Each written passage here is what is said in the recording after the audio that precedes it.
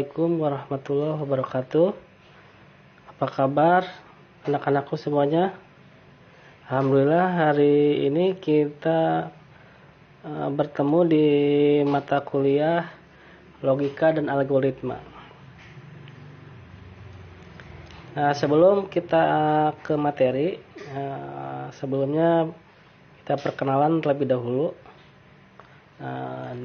Nama saya, nama Pak Ajay Supriyadi, biasa dipanggil Pak Ajay, tinggal di daerah Batu Ceper ya. Untuk alamat email ajay.supriyadi@raharja.info. Kemudian untuk perkenalan singkat itu aja dulu. Nanti untuk yang lainnya boleh langsung bertanya ya melalui WhatsApp atau lewat email. Nah, di sini nanti pembelajarannya kita akan secara online, gitu.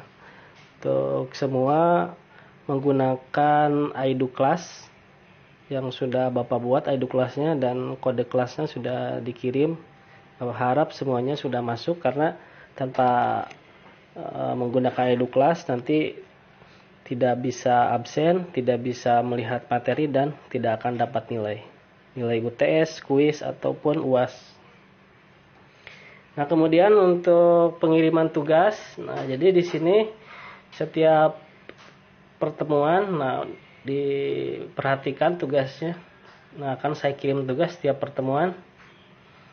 Nah, untuk tugasnya di-submit di iDo, jadi tidak menggunakan alamat email ya. Jadi tidak dikirim lewat email tapi melalui iDo Class. Tuh, nanti diperhatikan juga waktu pengirimannya, batasnya. Ada batas pengiriman tugas, di situ ditentukan. Biasanya Bapak buat 1 minggu ya paling lambat. Kalau lewat 1 minggu berarti tidak bisa mengirim tugas. Nah, kemudian yang ketiga, jawaban dibuat di Rinpodoc, itu di Rinpo dokumen atau di Google Doc ya. Nanti disisipkan linknya di iDo, di submit.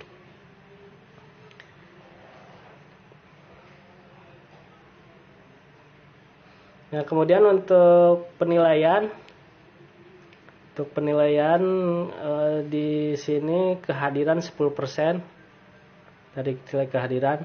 Kemudian tugas dan kuis 25%. UTS 25 dan untuk UAS 40. Nah, untuk kehadiran nanti absen setiap pertemuan Bapak akan kirim di iDo ya. Jadi sesuai jadwal perkuliahan. Jadi setelah melewati jadwal perkuliahan akan ditutup, jadi tidak bisa absen kembali. Gitu. Jadi pas jadwal absen itu pasti harus akses iDo. Itu pas waktu pembelajaran. Nah, selanjutnya kita ke materi. Nah, untuk hari ini juga kita secara daring ya, ketemu di Zoom meeting yang sudah Bapak undang ya. Nanti sesuai jadwal kita akan secara online bertemu di pertemuan pertama menggunakan Cloud Zoom ya, Zoom Cloud ya. Nah, di sini pendahuluan peranan komputer di berbagai bidang. Nah, di sini kita menggunakan komputer itu di berbagai jenis perusahaan. Nah, di industri, di perdagangan, pendidikan, ilmu pengetahuan eksak, di laboratorium. Jadi dimanapun komputer itu digunakan. Makanya paling enak itu lulusan sarjana komputer. Mau bekerja di manapun ada lowongannya, ada tempatnya. Mau di pemerintahan ada, mau di pendidikan ada, mau di TNI, di militer ada. Jadi di setiap organisasi ya komputer itu dibutuhkan. Makanya lowongan kerjanya luas. Gitu. Nah, kemudian fungsi komputer. Nah, fungsi komputer itu memproses dan menyimpan data dan informasi, di mana dalam pemrosesan itu perlu dilakukan komputasi yang cepat dan akurat. Ya, jadi komputer itu memang udah sangat canggih ya, jadi semakin berkembang, semakin kecil, tapi fiturnya, aplikasinya, programnya tambah maju, berkembang gitu. Makanya dengan adanya komputer itu bisa menggantikan pekerjaan manusia juga. Akhirnya sekarang ya banyak pengangguran karena tergantikan oleh komputer, oleh mesin gitu. Nah, makanya di era industri 4.0 ini ya kita udah cocok mengambil kuliah jurusan macam pekerjaan. Nah, jika dilihat dari fisiknya, komputer itu terdiri dari berbagai perangkat elektronik atau biasa dikenal dengan sebuah sebutan hardware. Namun perangkat tersebut tidak akan berfungsi, hardware itu tidak akan berfungsi apabila tidak ada serangkaian instruksi yang mengaturnya atau yang disebut dengan program. Jadi instruksi itu yang disebut dengan program. Jadi kalau ada hardware tanpa software, ya nggak ada gunanya. Gitu. Nah, jadi program itu adalah sederetan instruksi dalam bahasa yang dikerjakan komputer untuk mendapatkan suatu hasil yang kita harapkan.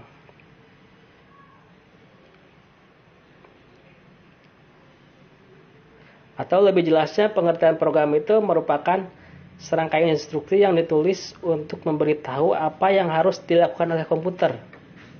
Nah, seorang programmer akan menuliskan program yang serupa serangkaian urutan instruksi dengan menggunakan algoritma tertentu dan menggunakan ke dalam bahasa pemrograman.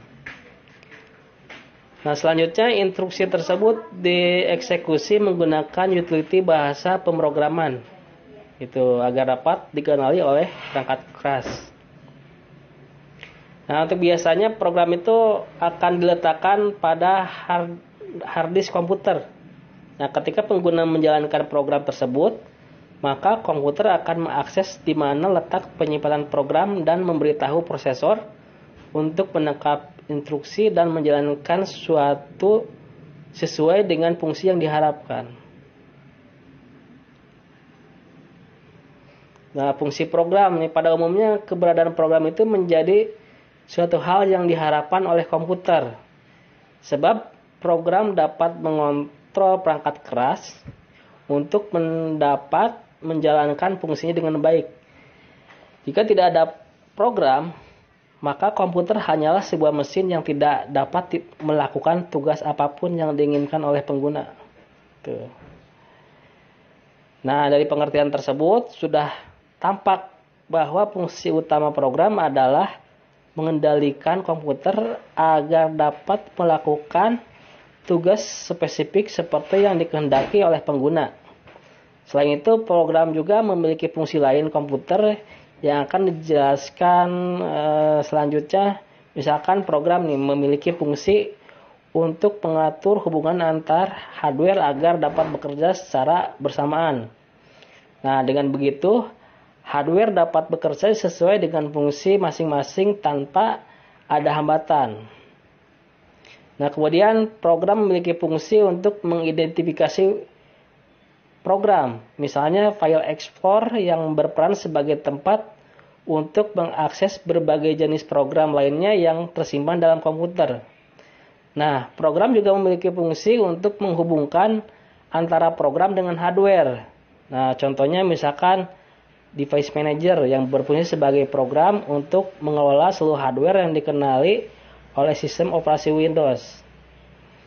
Nah, kemudian program memiliki fungsi untuk menerjemahkan instruksi ke dalam bahasa mesin. Contohnya adalah compiler dari bahasa pemrograman seperti Visual Basic, Java, C++. Tuh. Nah, contoh program secara umum program dapat dikategorikan menjadi 4 jenis, yaitu sistem operasi, program aplikasi, program utility, dan bahasa pemrograman. Tuh. Nah, selanjutnya logika algoritma.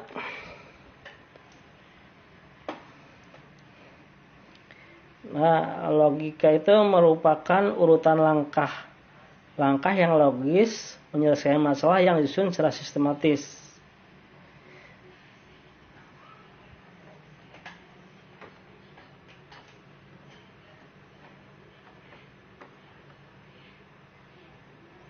Nah, jadi untuk pengertian algoritma sangat lekat dengan kata logika, yaitu kemampuan seorang manusia untuk berpikir dengan akal tentang suatu permasalahan yang menghasilkan sebuah kebenaran, dibuktikan dan dapat diterima oleh akal. Nah, logika seringkali dihubungkan dengan kecerdasan. Jadi seorang yang mampu berlogika dengan baik, sering orang menyebut sebagai pribadi yang cerdas. Jadi pribadi harja ya. Dalam menyelesaikan suatu masalah, logika mutlak diperlukan. Di logika itu identik dengan masuk akal dan penalaran. Nah, kalau penalaran adalah salah satu bentuk pemikiran adalah pengetahuan tak langsung yang didasarkan pada pernyataan langsung. Pemikiran mungkin benar dan mungkin juga tidak benar. Nah, jadi definisi logika sangat sederhana, yaitu ilmu yang berikan prinsip-prinsip yang harus diikuti agar dapat berpikir. Nah, kemudian valid menurut aturan yang berlaku. Nah, untuk pelajaran logika menimbulkan kesadaran untuk menggunakan prinsip-prinsip untuk berpikir secara sistematis.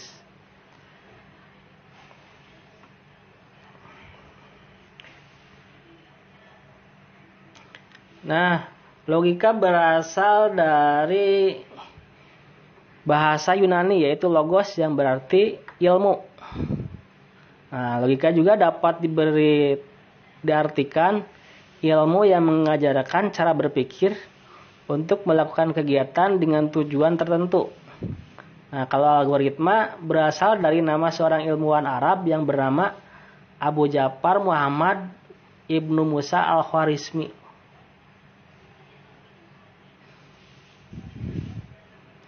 Yaitu penulis buku berjudul Al-Jabar wal Muqabala. Nah, jadi kata Al-Khwarizmi dibaca sama orang barat menjadi algoritma, yang kemudian lambat laun menjadi algoritma, diserap dalam bahasa Indonesia menjadi algoritma. Nah, algoritma dapat diartikan urutan penyelesaian masalah yang disusun secara sistematis menggunakan bahasa yang logis untuk memecahkan suatu permasalahan. Nah, meski demikian terdapat beberapa definisi algoritma, di antaranya menurut Rinaldi Munir. Jadi algoritma itu adalah urutan langkah-langkah logis untuk menyelesaikan masalah yang disusun secara sistematis. Nah, sedangkan menurut Kamus Bahasa Indonesia, definisi algoritma itu adalah urutan logis yang pengambilan keputusan untuk pemecahan masalah. Nah, saat menggunakan logika, sebaiknya jangan berpikir terlalu rumit tentang sebuah masalah. Karena belum tentu masalah itu serumit yang kita pikir. Nah, kemudian kita pikirkan hal yang paling sederhana untuk menyelesaikan masalah tersebut, sehingga tidak terjebak dalam pikiran rumit gitu yang dibuat sendiri. Nah, mesti demikian, jangan meremehkan masalah sekecil apapun gitu, tapi berpikir sederhana untuk menghasilkan solusi yang efektif. Gitu. Jadi menyelesaikan masalah itu jangan sampai menambah masalah gitu.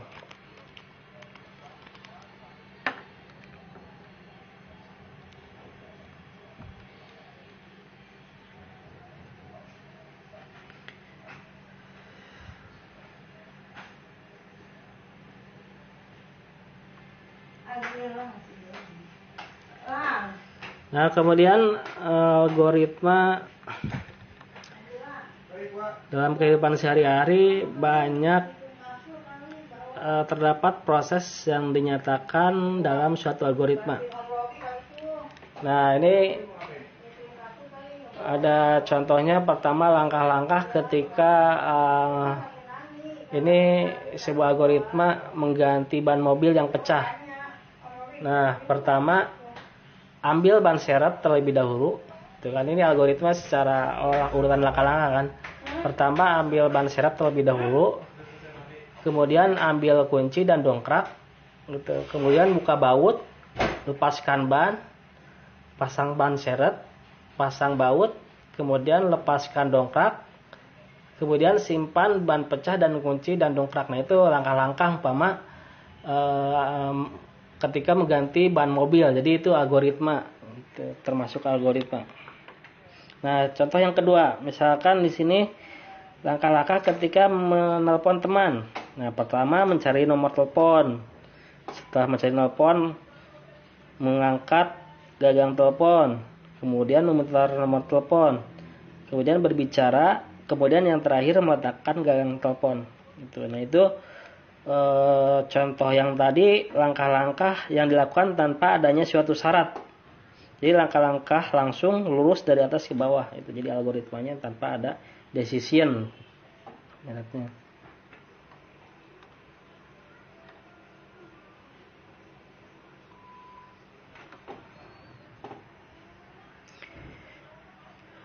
Nah, untuk penyusunan algoritma atau penyajian algoritma. Penyajian algoritma secara garis besar dalam dua bentuk penyajian, yaitu tulisan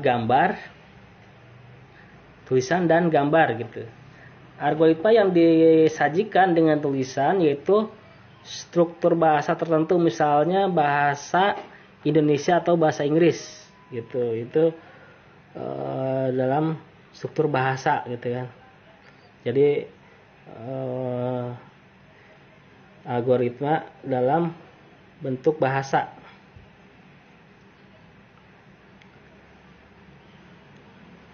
Nah, kemudian ada yang bentuk pseudocode.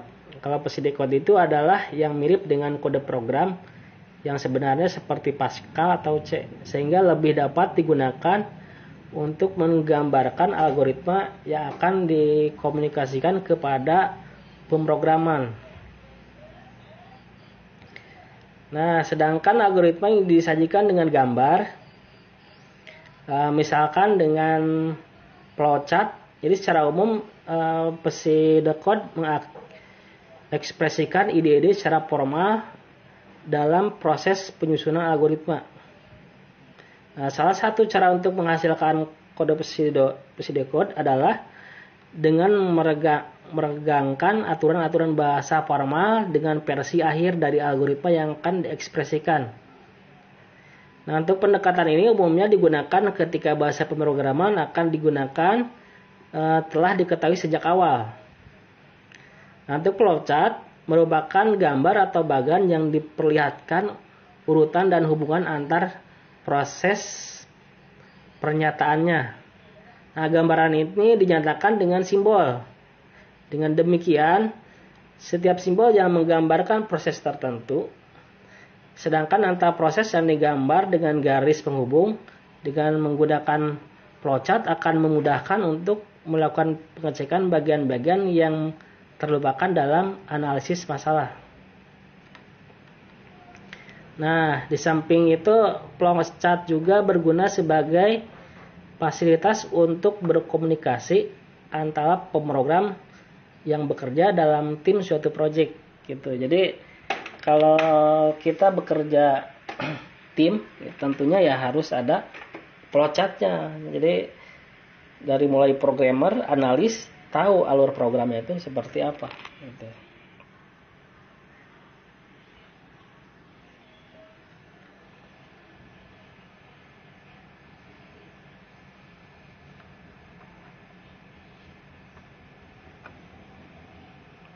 Untuk pengertian flowchart itu salah satu cara penyajian algoritma dengan cara gambar. Nah, flowchart adalah bagan-bagan yang mempunyai arus yang menggambarkan langkah-langkah penyajian suatu masalah. Nah, di sini ada dua jenis flowchart. Yang pertama ada sistem flowchart. Jadi flowchart sistem. Nah, flowchart sistem itu atau sistem flowchart ialah bagan dengan simbol-simbol tertentu yang menggambarkan urutan prosedur dan proses suatu file dalam suatu media menjadi file dalam media lain. Jadi dalam suatu sistem pengolahan data. Nah, jadi biasanya contoh dalam flowchart sistem itu ada dokumen, kegiatan manual, kemudian pengaturan offline, ada hard disk itu. Nanti gambarnya bisa dilihat ya, ada di sini ya. Nah, ini yang atas contoh flowchart system itu ya. Flowchart system. Ada keyboard gitu ya. Hard disk, printer, proses itu. Nah, di sini ada contohnya, contoh sistem flowchart. Nah, kemudian yang tengah ada proses, kemudian master file, input data sama display. Ya, contohnya. Nah, kemudian ada flowchart program. Nah, bagan dengan simbol-simbol tertentu yang menggambarkan urutan proses dan hubungan antar proses secara mendetail dalam suatu program. Nah, kaidah umum pembuatan flowchart program. Dalam pembuatan flowchart program tidak ada rumus atau patokan yang bersifat mutlak. Karena flowchart itu merupakan gambaran hasil pemikiran dalam menganalisis suatu masalah dengan komputer, sehingga flowchart yang dihasilkan dapat bervariasi antara satu program dengan yang lainnya. Nah, namun secara garis besar setiap pengolahan selalu terdiri atas 3 bagian, yaitu ada input. Jadi input itu bahan mentah, kemudian ada proses, dan yang terakhir ada output. Output itu bahan jadi. Nah, untuk pengolahan data dengan komputer, urutan dasar pemecahan suatu masalah. Nah, pertama ada star gitu ya. Nah, di sini simbol terminal ya. Nah, star ini fungsinya untuk menunjukkan awal dan akhir. Nah, kemudian ada preparation. Nah, untuk memberikan nilai awal atau inisialisasi pada suatu variabel atau counter. Nah, kemudian ada input atau output. Jadi untuk membaca input dan juga untuk mencetak output. Nah, kemudian ada proses. Jadi untuk proses pengolahan aritmatik dan pemindahan data. Nah, kemudian yang terakhir, yang berikutnya ada decision. Decision itu untuk membandingkan harga gitu. Jadi kalau ada pilihan ya itu berarti menggunakan decision.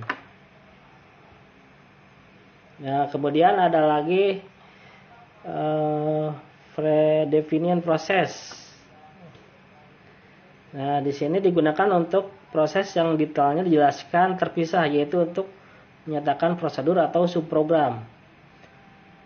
Nah, selanjutnya bisa dibaca sendiri. Nah, di sini untuk contoh flowchart umum.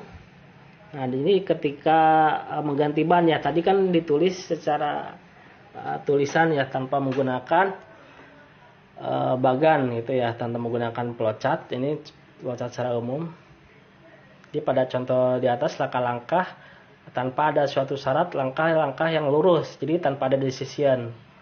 Jadi hanya ada terminal ya untuk memulai, terminator, kemudian ada proses, nah terakhir terminator lagi, jadi tanpa ada syarat.